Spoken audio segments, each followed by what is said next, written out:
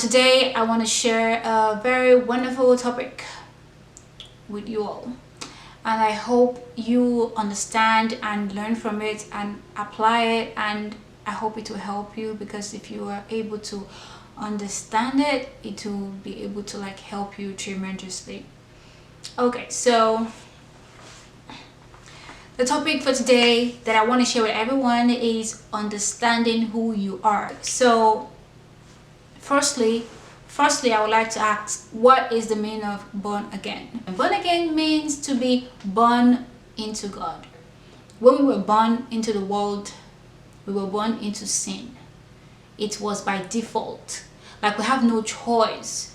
For anyone born into the world, irrespective of the fact that babies were sinless, they don't have any sin of any sort, but it's by default. It's a normal thing that being born, anyone that is born, any baby that is born tomorrow, today, will be born into sin. So we have two births in this world. The actual natural birth, when you were born into the world, and the second birth, which is being born into God, being born again. Many people live their whole lives being born the natural way, only the first birth, which is when they were giving birth to. Into the spiritual aspect of being naturally born into the world is to be born into sin, because the world is polluted. Being born into the world is to be born into sin. The dream of God that everyone that is born into the world will have the second birth, which is to be born into Him, which is to be born into God. When you are born into God, you are detached. You are detached. You are removed and detached from sin and death, and now born into the family of God. God is the God of the living, not the God of the dead. He's whatever He creates, He never intends that they die. He intends that whatever He creates would live. The only reason why death came into the world was because of the sin, and hence He decided to end it. So ending from Adam and Eve, the sin that they committed by eating the fruit, by disobeying, God did not intend for any of His creation to actually die. So due to that sin, He decided to end sin, because He can't dwell with sin. So He decided to end it, but give a means for the humans that He created to escape from permanent death. That's why He introduced the second birth, whereby we were born into sin, but with Christ we will be born into this family, and by that means we will escape death and into everlasting life, which is what He intended for in the beginning, by introducing Jesus, so that they can have an escape from the natural birth into sin, which will give them death, because the reward of sin is death. So by introducing Christ, He was able to deliver them and bring them out of that permanent death into everlasting, into life forever, by introducing Christ. Like a summary of the first birth, the natural birth, which is being born as a baby into the sinful world, and hence you would sin when you live in the world, and the reward of sin is death.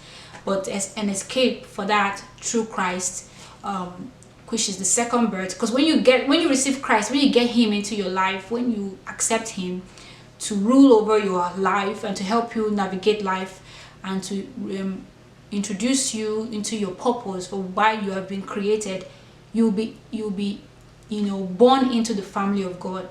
That gives you another birth. It's like a spiritual thing. When one is given back to, there is no, how would I put it? Everyone is not aware of the spiritual aspect of any baby that is being born into the world, because babies that are born into the world, everyone is happy, new baby is born, this baby is born, and this baby has been born into this family, and everyone is happy. But the spiritual aspect of everyone born into this world is that they are born into sin, into a sinful world. So they have to undergo the second birth. But that second birth, you don't have to be a baby, you can be an adult, and it happens at any age of anyone depending on when they come to Christ. If the baby grows up to be 12 and he discovers Christ and he gives his life to Christ, he'll be born the second time at that age. If the baby that's born, or this person that's been born in 1990 something, and now he's 96, and he did not discover Christ till he was 96, and that's when he discovered Christ, and then he gave his life to Christ, then that is when he would be given the opportunity to be given birth. That is when he'll be given birth the second time, the second birth, which is what God has given to us through Jesus Christ, for an escape from death forever. Because God is not the God of the dead, he's the God of the living.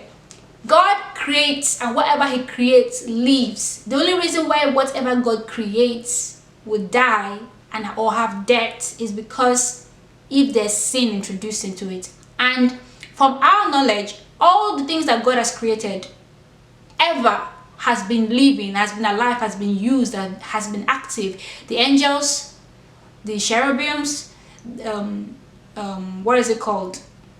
The thunders, storm, trees, everything has been reproducing, and they've been still constant because God created them and they remained. He created them. There was no perishing point for them. He created them and they remained constant. But it was only in this world that sin was introduced, and God does not dwell with sin. Hence, this world has to be reformed. Then that's why a death, an expiring date, was attached to it. If not for the sin, it will be constant. It will remain. It will keep anything living in the world as of Adam and Eve and the garden. They would all be living. That's what God intended. But if not for the sin that was introduced, now it has an expiring date and it had to die.